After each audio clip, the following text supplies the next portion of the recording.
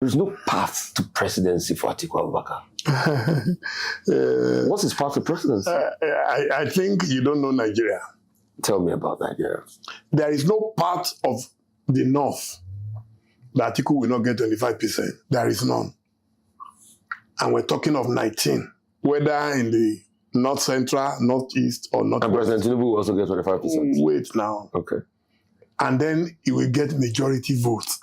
He's not looking for 25% in those places. The person that will lose out in all this is Peter Obi. That's my projection. Hello everyone. Welcome back to Peter's Studio. I am Matthew. Today, we're looking at a very interesting political analysis concerning the 2027 presidential election. In this interview, the guest makes a bold prediction.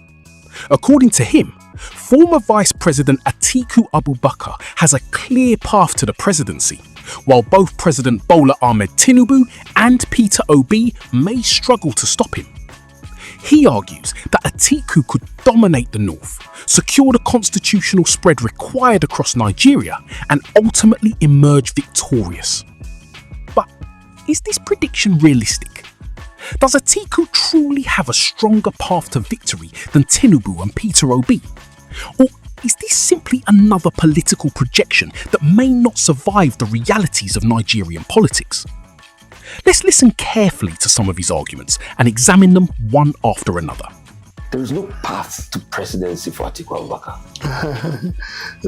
What's his path to presidency? I think you don't know Nigeria.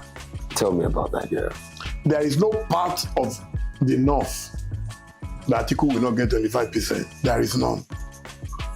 And we're talking of 19, whether in the north central, northeast, or north. And President Tinubu will also get 25%. Wait now. Okay. And then he will get majority votes. He's not looking for 25% in those places. He will lock down the entire north. And you see, once people realize that he has a path to victory, a lot of people will migrate to him. The person that will lose out in all this is Peter Obi. That's my projection. So if he gets that 19, and this time he will get 25% in Abuja, in FCT, that's already 20, locking down for him. Then he moves. So you're saying he will win in 19 states of the north? He will win, I didn't say, I said he will first of all get 25% and he will get majority votes. And that's where the voluminous votes come from. They all come from majorly the north, northeast, and northwest. Let's pause there. The first major claim is that Atiku will practically lock down the north and secure at least 25% in virtually every northern state. Now, there is some logic behind this argument. Atiku has been contesting presidential elections for many years. He has political structures across Nigeria, especially in the north. His name recognition is extremely high, and many northern politicians have worked with him at different times. However, saying that he will automatically lock down the entire north may be an oversimplification. Northern politics is not monolithic. The north is made up of different interests, ethnic groups, religious groups, and political blocs. What works in one election may not work in another. The biggest question is this: will northern voters unite behind one candidate in 2027? That remains uncertain. Now, Kwakwaso is a running mate. The North will not play second fiddle, just like in the South, they are blaming anybody who is competing against Tinubu as a traitor. It's the same way the North is treating anybody who does not support Atiku as a traitor. The analyst predicts that Peter Obi may lose the most from this political arrangement.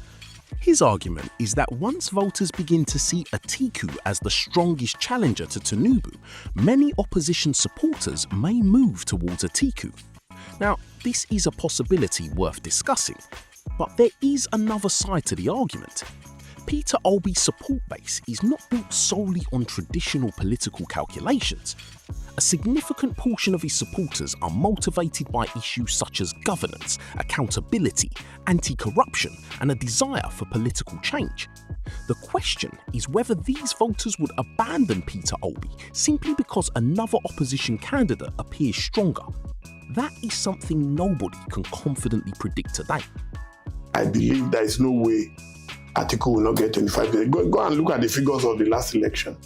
You will see how well he did in the South. At that time, when Tinubu was even more popular in the South. Now, every part of the South, I don't see anywhere.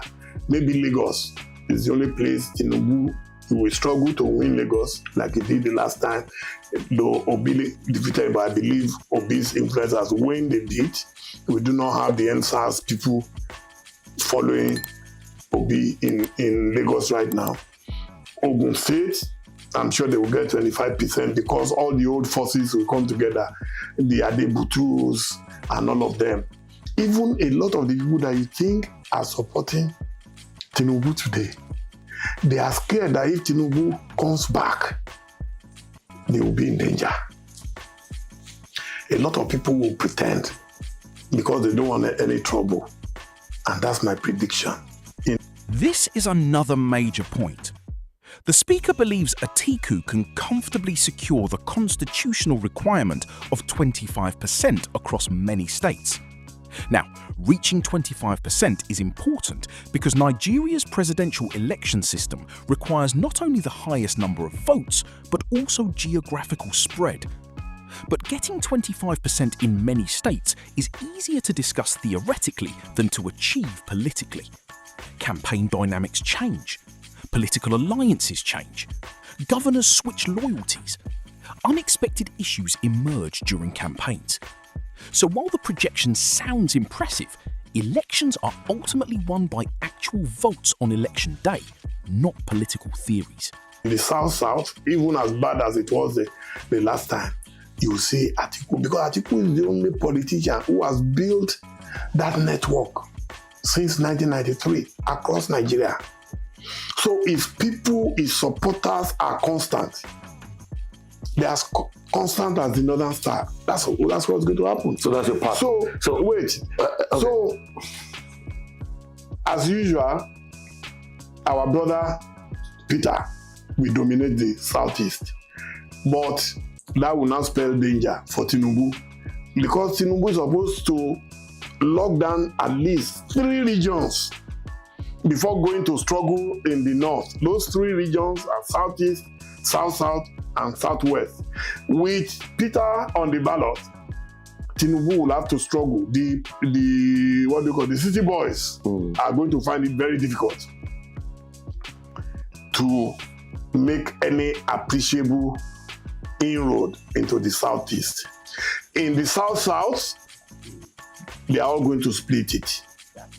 Maybe Peter will have an edge. I'll give that to him. He might get 30, 40%, then the others might get 25, thereabout. That is my projection. My take is simple.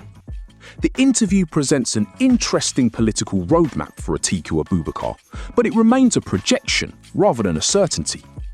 Politics changes rapidly. Alliances can shift overnight. Candidates can gain momentum or lose momentum unexpectedly. As things stand today, the 2027 election is still wide open. No serious political observer can confidently declare the race over. What do you think? Do you agree that Atiku has the strongest path to victory? Do you think President Tinubu remains the favourite? Or do you believe Peter Obi still has a realistic chance of winning?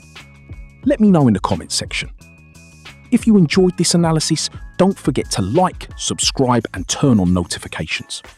This is Peter Studio, and I'll see you in the next video.